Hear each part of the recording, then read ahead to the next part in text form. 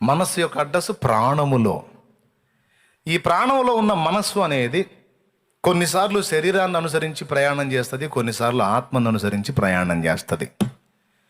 దీన్నే రోమాపత్రిక 8వ అధ్యాయంలో చెప్పాడు. ఆత్మానుసారమైన మనస్సు జీవము, శరీరానుసారమైన మనస్సు మరణము అని. అనుసారమైన అంటే అనుసరించే.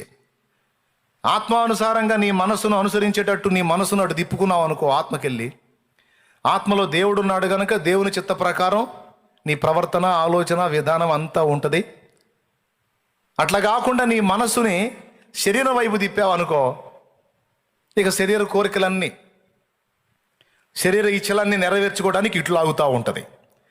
ఈ మనస్సుని నువ్వు ఎడు తిప్పితే అటు ముందుకు సాగిపోతుంది. ఇది నీ చేతుల్లో ఉంది. ఏమండి, ఏదో మూవీలో సాంగ్స్ ఉంటాయి కదా, నా మనసు నీ చుట్టే తిరుగుతుంది, నీ మీదే నా మనసు ఉంది, నీ వైపుకే వచ్చింది. వీడు తెగబాడుతుంటాడు. ఒకడేమో నేను మనసు ఎటో పారేసుకున్నాను అంటాడు. ఏడ పారేసుకున్నావు అంటే నీ దగ్గరే పారేసుకున్నాను అంటాడు. ఇక అంత పారేసుకోవటమే మనసు అంటే. ఇక వాడి వశంలో, నా మనసు నా వశంలో లేదు. ఎన్ని రకరకాల పాటలు రాశారు. ఏమండి,